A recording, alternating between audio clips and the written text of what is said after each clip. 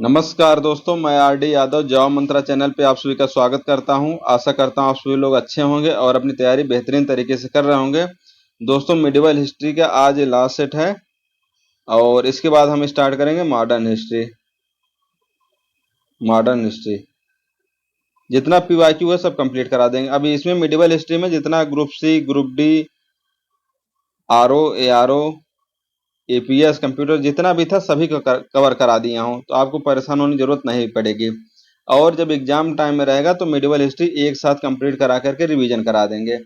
और इसके साथ ही साथ जो जॉब मंत्रा टेलीग्राम चैनल है वहाँ पे क्विज की प्रैक्टिस लगातार हो रही है।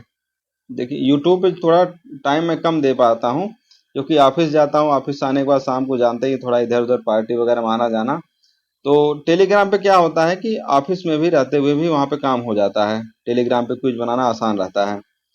तो उस पर क्विज बराबर चल रहा है, टॉपिक वाइज क्विज चल रहा है, तो टेलीग्राम चैनल ज्वाइन कर लीजिए। वहाँ से क्विज की प्रैक्टिस आप कर सकते हैं, इजीली कर पाएंगे। बाकी यूट्यूब पे जितना हो सकता है मैं तो कंप्लीट करा ही दूंगा। उससे प्रैक्टिस आप आराम से करते रहिए। अभी लाइव क्विज नहीं कर रहा हूँ, लाइव क्विज वगैरह तो जब नोटिफिकेशन आएगा तब करेंगे। अभी ऐसा क्विज बनाया हो कि जब जो चाहे तो आराम से आकर के उसको अटेम्प्ट कर सकता है। तो क्वेश्चन देखते हैं, गुरुमुखी लिपि की रचना किसने की थी? गुरुमुखी लिपि की रचना। अब ये सिख धर्म से रिलेटेड क्वेश्चन है, तो एक बार सिख धर्म आप लोग थोड़ा सा बता देता हूँ। कुछ ही क्वेश्चन इंपॉर्टेंट है, वही बार बार रिपीट होते रहते हैं। एक तो सिख धर्म के संस्थापक पूछा जाएगा, तो क्या हो जाएगा आंसर? सिख धर्म के संस्थापक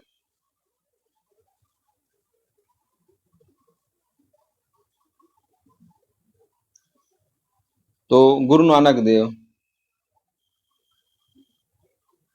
गुरु नानक देव, इनका जन्म पूछा भी जाता है, कई बार पूछा गया है। ईयर भी 1469 में हुआ था। 1469 ईस्वी में। कहाँ पे हुआ था? तलवंडी, और जिसे ननकाना बाग भी कहते हैं। ननकाना बाग। और ये कहाँ पे इस टाइम? पाकिस्तान में है। एक क्वेश्चन आ सकता है कि इससे गुरु का नाम था जिसका आज के समय में कहाँ पे है वो स्थान? पाकिस्तान में। और ईस्वी भी याद रखिए। और गुरु नानक देव के बारे में ये इंपॉर्टेंट फैक्ट क्या है जो क्वेश्चन आता है? एक तो संगत और पंगत की बात। संगत और पंगत। संगत मतलब गुरु के समीप बातें करना उनसे, संगत एंड पंगत, सत्संग वगैरह जो नहीं होता। संगत पंगत मतलब क्या होता है? लंगर। मतलब लंगर की व्यवस्था गुरु नानक देव ने ही स्टार्ट किया था। लंगर की व्यवस्था, ये क्वेश्चन कई बार आता है और हमेशा यही से क्वेश्चन आएंगे।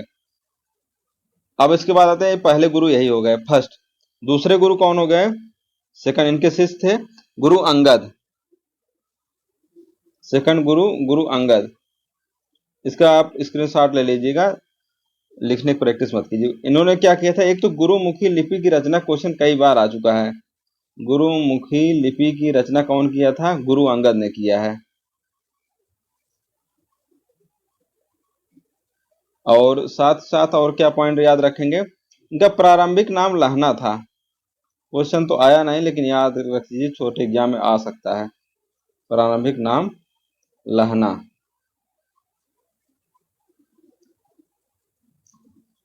तीसरे गुरु अमरदास थे।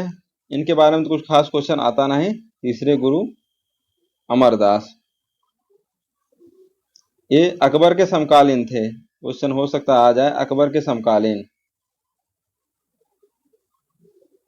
अकबर के समकालीन। इनकी पुत्री का नाम क्या था? पुत्री बीबी भानी नाम था। बीबी भानी।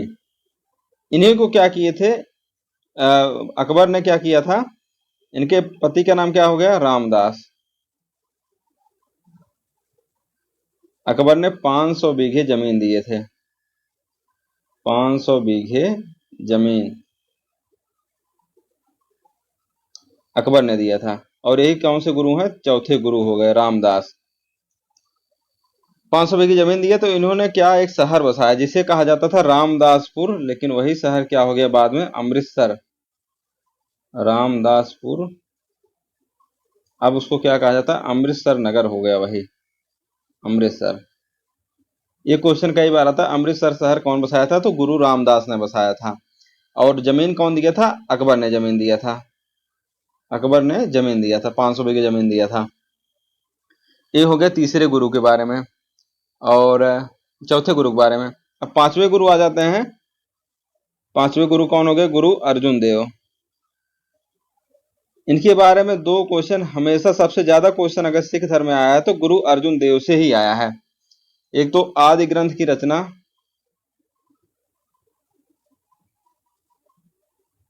आदि ग्रंथ की रचना, मोस्ट इंपॉर्टेंट क्वेश्चन, आदि ग्रंथ की रचना। दूसरा क्वेश्चन है कि गोल्डन टेम्पल का निर्माण, गोल्डन टेम्पल का निर्माण, स्वर्ण मंदिर का निर्माण, और जहांगीर ने इसकी हत्या करवा दी। जहांगीर ने इनकी हत्या करवा दी, जहांगीर। मृत्युदंड। और ईयर आप जरूर याद रखिएगा, 1606। हत्या किस लिए करवाई थी? इन्हें खुसरो को आशीर्वाद दिया था, खुसरो को आशीर्वाद के कारण।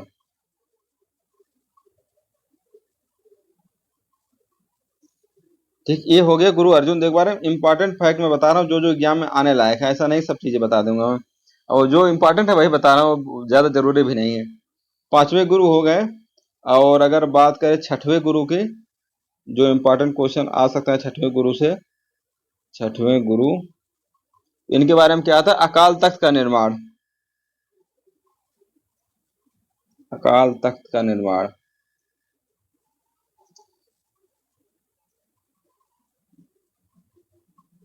अकाल तख्त का निर्माण हो गया।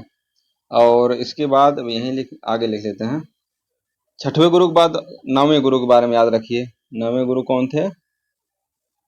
गुरु तेग बहादुर।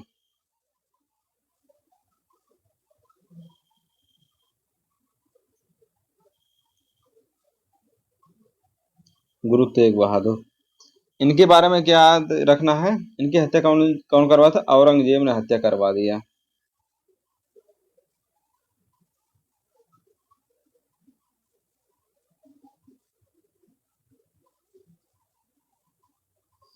और इसके बाद आते हैं 10वें गुरु। 10वें गुरु और गुरु गोविंद सिंह।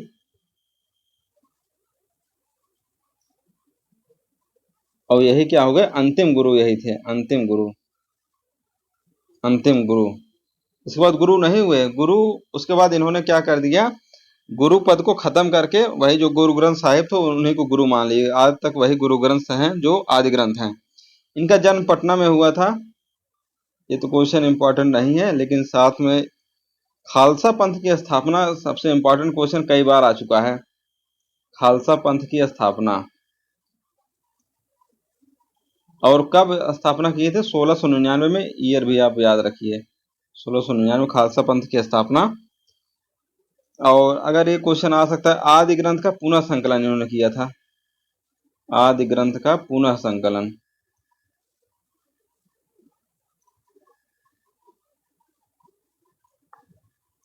और एक क्वेश्चन और आता है, इनकी हत्या कहाँ हुई थी? नांदेड़। ऐसी डायरेक्ट क्वेश्चन आता है, नांदेड़ में हत्या। बस इतना ही क्वेश्चन इंपॉर्टेंट है गुरु सिख धर्म के बारे में। आप इसका स्क्रीनशॉट ले सकते हैं। अब आप सारा क्वेश्चन कर ले जाएंगे। गुरुमुखी लिपि की रचना किसने किया था? तो गुरु अंगद ने किया था। वास्तविक नाम इनका क्या था? लहना था। इनमें से किस सिख गुरु ने आदि ग्रंथ की रचना किया? ये आप लोग बता चुका हूं, गुरु अर्जुन देव ने किया आदि ग्रंथ की रचना। सच्चा बादशाह इनको कहा जाता है, सच्चा बादशाह। गोल्डन टेम्पल का निर्माण, गोल्डन टेम्पल। और जहांगीर ने हत्या करवाया। बस यही 3 पॉइंट बहुत है। खुसरो को आशीर्वाद दिए थे। किसके शासनकाल में गुरु नानक देव ने सिख धर्म की स्थापना किए थे? ये इंपॉर्टेंट क्वेश्चन है। तो सिकंदर लोदी के समय में सिख धर्म की स्थापना किए थे, 15वीं शताब्दी में, 1469 में। जन्म कहाँ हुआ था? तलवंडी में। लंगर की व्यवस्था गुरु नानक देव ने ही किया था। संगत पंगत गुरु नानक देव। सिख धर्म के अंतिम गुरु कौन थे? गुरु गोविंद सिंह। और अंतिम गुरु के बारे में क्या क्या मैं बताया? खालसा पंथ की स्थापना, खालसा पंथ स्थापना, आदि ग्रंथ का पुनः संकलन और नांदेड़ में इनकी हत्या हुई थी। हरमिंदर साहब स्वर्ण मंदिर के संस्थापक गुरु कौन थे? तो इसमें क्या आंसर हो जाएगा? सिख चौथे गुरु गुरु रामदास। संस्थापक इन्होंने क्या किया था इसमें, क्योंकि अर्जुन देव नहीं है, अमृतसर शहर बताए बसाए अमृतसर रामदास ने, और शहर में ही क्या वो बना था, फिर तालाब का निर्माण अर्जुन देव ने करवाया था। लेकिन एक संस्थापक स्टार्ट नींव कौन रखा था? नींव रखे थे रामदास ने, नींव रामदास ने रखा था। निर्माण कौन किया था? अर्जुन देव ने। और शिलान्यास भी पूछ सकते हैं, शिलान्यास कौन किया था? अभी तक आया नहीं है लेकिन याद रखिए, मियां मीर, शिलान्यास मियां मीर ने किया था। ये सब चीजें हैं। किस सिख गुरु का जन्म पटना में हुआ था? तो गुरु गोविंद सिंह का जन्म पटना में हुआ था और अंतिम गुरु यही थे। खालसा कहे जाने वाले बौद्धाओं का समुदाय किस सिख गुरु के अंतर्गत बना था? गुरु गोविंद सिंह के अंतर्गत बना था, गुरु गोविंद सिंह जी के अंतर्गत। और सिंह और कौर इन्हीं के समय स्टार्ट हुआ था, सिंह एंड कौर, पुरुष सिंह महिला कौर। खालसा पंथ की स्थापना, खालसा पंथ के संस्थापक कौन थे? ये क्वेश्चन यही से बार बार रिपीटिशन यही से हुआ है, आप देख सकते हैं खुद ही। जाति प्रथा और अस्पृश्यता को समाप्त करने के उद्देश्य से लंगर को किसने स्थापित किया था? तो लंगर को किसने स्थापित किया था? गुरु नानक देव ने। गुरु अंगद ने उसको कंटिन्यू किया, आगे चलता रहा भाई गुरु अंगद के समय में भी। जीतल का अर्थ क्या होता है? मध्यकालीन भारत में जीतल का अर्थ क्या होता है? सिक्का।